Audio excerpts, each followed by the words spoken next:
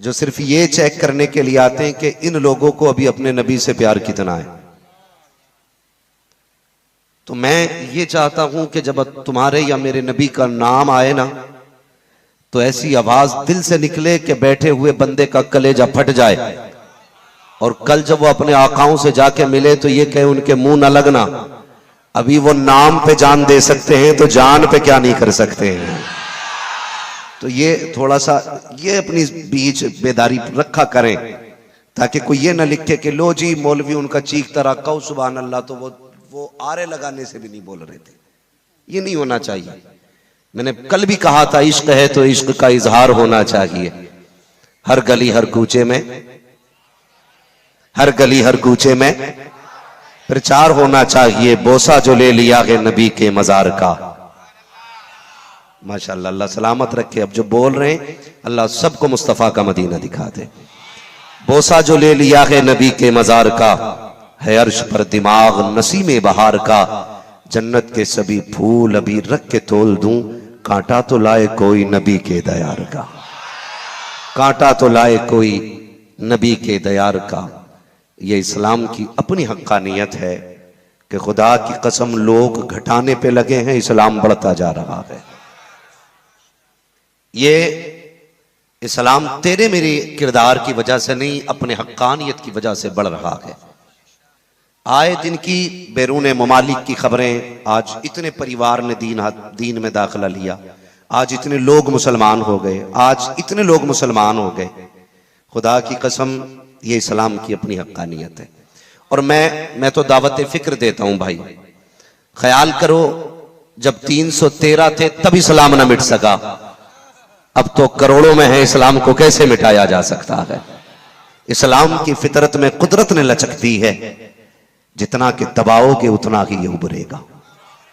हाँ, वो कहा था बहुत पहले डॉक्टर इकबाल ने कि कत्ले हुसैन असल में मर्गे यजीद है, इस्लाम जिंदा होता है हर करबला के बाद।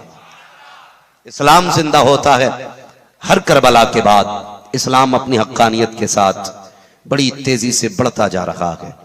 और तकलीफ भी हुई कि एक मुल्क के अंदर कुरान पाक को आग लगाई गई, और जालिमों ने यह समझा था कि कुरान जला देंगे तो कुरान मिट जाएगा।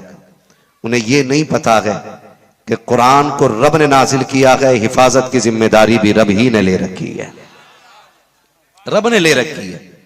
और ये आज नहीं, ये कोशिशें सदियों से होती चली आ रही हैं। मैंने इस बात पर जोर दिया था कि कुरान पढ़ा करो। मैंने आपको समझाया था कि कुरान पढ़ा करो, आदी बन जाओ कुरान के। खास करके मुहर्रम के 10 दिनों में इतना एहतमाम किया करो कि हर बंदा कम से कम रोज एक आयत या एक रुकू पढ़ा करे। रोज हर बंदा, जरूरी नहीं पूरा पारा पढ़ा जाए, ये भी जरूरी नहीं पूरी मंजिल आप पढ़े, ये भी जरूरी नहीं पूरा रुकू आप पढ़े, वक्त नहीं आपके पास इतना, तो एक ही आयत पढ़ो, लेकिन पढ़ो। भले पूरा साल आप कम पढ़ें, लेकिन मुहर्रम शरीफ के 10 दिनों में कुरान पढ़ा करो। खास एहतमाम किया करो। मस्जिदों में, घरों में, हर घर से कुरान की तिलावत की आवाज आनी चाहिए, हर घर से। सुबह उठो तो तुम्हारे घरों से ढोलक, म्यूजिक, गाने, इसकी सदाएं ना आए। बस चौखट तुम्हारी हो, सदाएं कुरान की आनी चाहिए। ये हर बंदा इस चीज का एहतमाम करे कि वो कुरान को पाबंदी से पढ़ेगा। कुरान जलाने की कोशिश की गई, जलाया गया, क्या कर लिया तुमने? कुरान मिटा दिया, इससे तुम्हारी नफरत जाहिर हुई। लेकिन मैं इतने बड़े मजमे से एक सवाल करता हूं, हमने कुरान की हिमायत में क्या किया था? हमने अपनी गवर्नमेंट से यह रिक्वेस्ट की कि उस शख्स के साथ सख्त से सख्त कार्रवाई होनी चाहिए। मैं ये नहीं कहता हमें रोड जाम करना था, हमें तोड़फोड़ करनी थी। हम हिंदुस्तान के मुहाफिज हैं, हम हिंदुस्तान की एक एक शय की हिफाजत करने वाले। हम उन लोगों में से नहीं है जो अपना एहतजाज दर्ज कराने के लिए अपने मुल्क की संपत्ति को नुकसान पहुंचाएं। मैं तो आपसे इतना कहना चाहता हूं, पुरअमन आपको एहतजाज करना था, कम से कम एक तहरीर कुरान की हिमायत में देनी थी, लेकिन हम पे कोई फर्क नहीं पड़ा। याद रखिएगा, किसी के जलाने से कुरान खत्म नहीं होगा, किसी के मिटाने से कुरान नहीं मिटेगा। इसलिए कि कुरान को रब ने नाजिल किया कि वही इसकी हिफाजत करेगा। वो जो कागजों के दरमियान रखा गया है, हिफाजत के लिए नहीं, तेरे मेरे पढ़ने के लिए रखा गया है। और जब हिफाजत की बारी आई है तो उसने कुरान की हिफाजत के लिए हाफिजों के सीनों का इंतखाब किया है, हाफिजों के सीनों का इंतखाब किया है। और यह तारीख रही है, जब भी कुरान को मिटाने की बारी आई और कोशिशें की गई है, कई बार यह कोशिश की गई कि हमें कुरान खत्म करना है, नुस्खे इकट्ठे किए गए, कुरान को मस्जिदों से कुरान निकाला गया, मदरसों से कुरान निकाला गया, घर घर से कुरान ले लिया गया और यह सोच करके लिया गया कि इसको हम दरिया में डाल देंगे। जब कुरान दरिया में चला जाएगा तो फिर कोई इसका पढ़ने वाला नहीं होगा, और जब कुरान खत्म हो जाएगा तो इस्लाम खत्म हो जाएगा। यह उनकी सोच थी। कुरान के नुस्खे इकट्ठे करते रहे, लेकिन तलाश करते करते मस्जिदों से कुरान उठा लिए, मदरसों से ले लिए और उठा करके सारे नुस्खों को दरिया में डाला गया। फिर तलाश करते करते एक कलंदर की झोपड़ी में पहुंच गए। एक अल्लाह के वली की चौखट पे आ गए, अंग्रेज का बच्चा था, जाके कहने लगा, बाबा कोई कुरान है? बाबा ने मुस्कुरा के पूछा, क्या करोगे? कहा, हमने अहद किया है कि दुनिया से कुरान मिटाएंगे। उसने जब इतनी बात कही ना तो तेवर बदल गए, लहजा चेंज हो गया। कहा, क्या करोगे? कहा, जितने नुस्खे हैं उठा के दरिया में डालेंगे, हम कुरान को खत्म करना चाहते हैं। आपने कहा, अच्छा ठहर जा। 6-7 साल का बच्चा गुजर के जा रहा था, आवाज दी, बेटे इधर आ, इधर आ। जी बाबा, दौड़ के आ गया। बेटा कुरान पढ़ा है? कहा नहीं। कभी मदरसे में गए? कहा नहीं। अल्लाह अकबर। उसके बाद आपने बच्चे पे एक निगाह डाली और डालने के बाद कहा था, बेटे ये कुरान मिटाने की बात कर रहे हैं, जरा कुरान पढ़ना शुरू कर दे। निगाह के वली में वो तासीर देखी, बदलती हजारों की, बदलती हजारों की तकदीर देखी। जब कहा ना कि पढ़ कुरान, बच्चे ने कुरान पढ़ना शुरू किया। पहला पारा मुकम्मल हो गया, दूसरा पारा मुकम्मल हो गया, तीसरा पारा मुकम्मल हो गया। अंग्रेज का बच्चा परेशान था, अभी तो इसको बिस्मिल्लाह तक नहीं आती थी, कुरान की एक आयत नहीं आती थी, अब ये पढ़ता जा रहा है। अल्लाह वाले ने निगाह डाली, कहा कैसे कुरान मिटाओगे? जो कुरान कागजों के दरमियान है, इसे तो दरिया में ले जा सकते हो, खानकाहों से उठा के ले जा सकते हो, मस्जिदों से लेके जा सकते हो, मस्जिदों से ले जा सकते हो, मदारिस से ले जा सकते हो। बताओ तो सही, जो कुरान इस बच्चे के सीने में है, इसे कैसे निकाला जाएगा? उन्होंने कहा था, अगर जरूरत पड़ेगी हम सर कलम करते जाएंगे, कुरान मिटाते जाएंगे। कहा कितने सर काटोगे? हम नजर डालते जाएंगे, कुरान के कारी बनाते जाएंगे।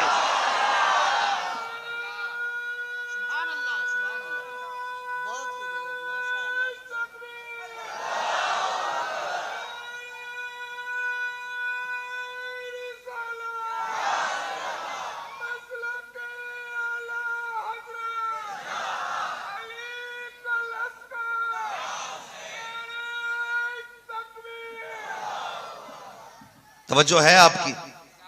इस्लाम की फितरत में कुदरत ने लचक दी है, जितना कि दबाओगे उतना ही ये उभरेगा। हमें अपनी तारीख याद रखनी चाहिए, हमें अपनी तारीख याद रखनी चाहिए। बुजुर्गों ने कहा, जो कौमें अपनी तारीख भूल जाती हैं या भुला देती हैं, वो कौमें मिटा दी जाती हैं। वो कौमें मिटा दी जाती हैं जो कौमें अपनी तारीख भूल जाती हैं। इस्लाम की तारीख रही है, अपनी तारीख रही है इस्लाम की। मेरे नबी ने 40 साल अपनी जात को मनवाया। कितने साल?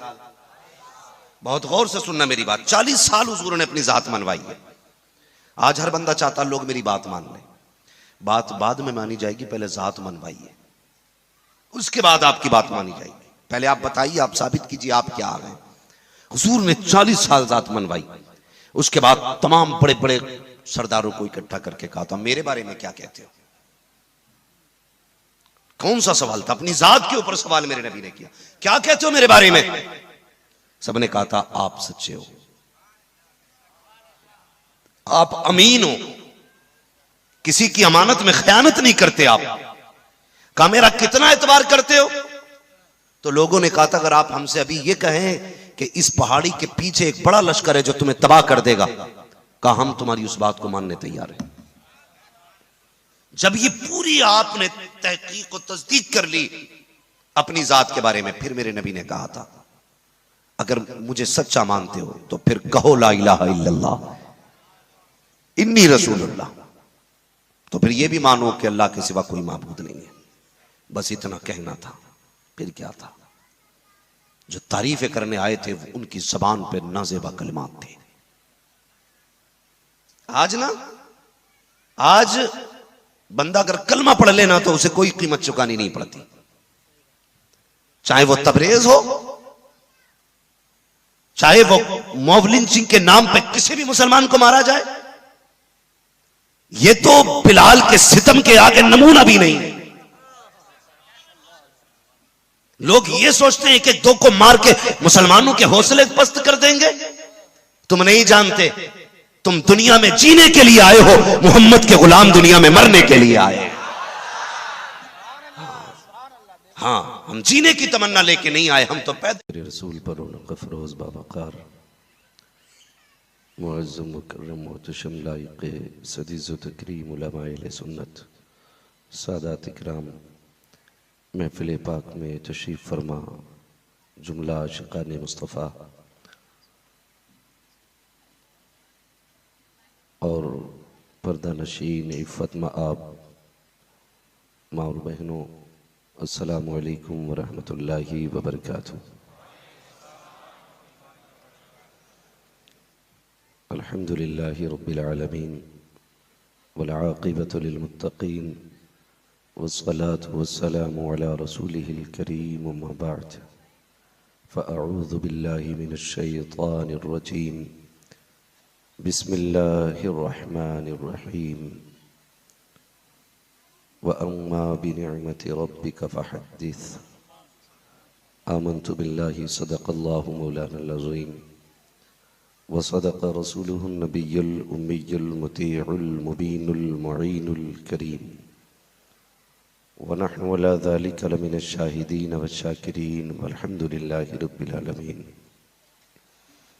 या खुदा बहरे जनाबे मुस्तफ़ा इमदाद कुन, या रसूल अल्लाह अज़ बहरे खुदा इमदाद कुन, या शहीद करबला या दाफ़िए करबो बला गुल्लुखा शहज़ादे गुलगों क़बा इमदाद कुन, गौसे आज़म बने बेसरो सामा मददे क़िबले दी मददे काबे ईमा मददे बगिरदाबे बला उफ्ताद कश्ती मदद कुन मदद कुन मदद कुन या मुईनुद्दीन चिश्ती क़ादिरियम नारे या गौसे आज़म भी ज़नम दमज़ शेख अहमद रज़ा ख़ां कुतुब आलम भी ज़नम बलगल उला बिकमालिही कशफ़त दुजा बिजमालिही हसनत जमीअ खिसालिही सल्लु अलैहि व आलिही।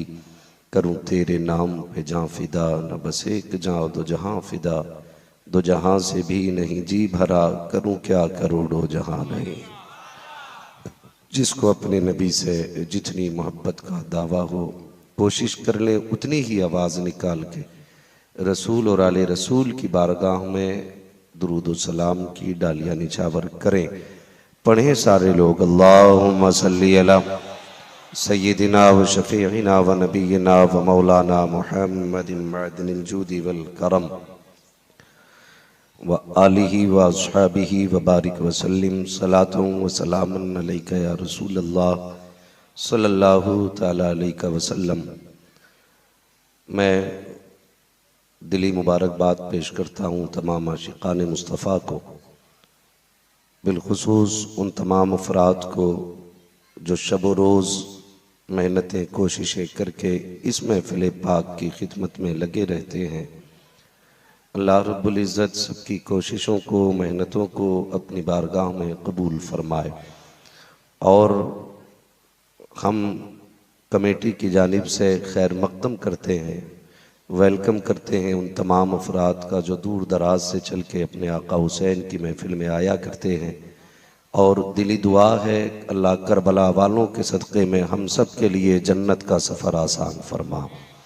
बोसा जो ले लिया है नबी के मज़ार का, अगर सबक याद हो तो आगे वाले होशियार रहे। मैं पहले कहता हूँ कि जो सामने लोग बैठा करें इनकी थोड़ी जिम्मेदारी ज़्यादा होती है ना। बिल्कुल उसी तरह जिस तरह ड्राइवर की करवट में बैठा हुआ लोग वो शख्स होता है ना, तो अगर गाड़ी लंबी चलनी है तो करवट वाले को सोना नहीं है। अगर कंडक्टर सीट पे बैठा हुआ बंदा सो जाए तो ड्राइवर को नींद आने लगती है। तो दो बातें होती हैं, या तो ड्राइवर भी सो जाता है या साइड वाला बंदा बदल दिया जाता है। दो बातें, अगर आप चुप रहेंगे तो या तो मैं भी चुप हो जाऊं और या फिर बंदे बदल लिए जाएं। मगर मुझे उम्मीद है अभी तक किसी भी जलसे में यह शिकायत नहीं हुई कि आगे वाले लोग चुप रहते हों। हाँ, अगर बेदार हैं, हसास हैं तो बात का ख्याल रखेंगे, बात अच्छी लगेगी तो अपने रब की तस्बीह बयान करनी है, ठीक है ना। ये ऐलान पहले भी किया जा चुका है। जो उलमा हैं, सादात हैं, वो मिंबर पे तशरीफ़ ले आया करें और अरकान कमेटी की जिम्मेदारी है किसी भी आलिम को आप नीचे कहीं खड़ा या बैठा हुआ देखें तो उसको मिंबर तक आप लेकर के आएँ।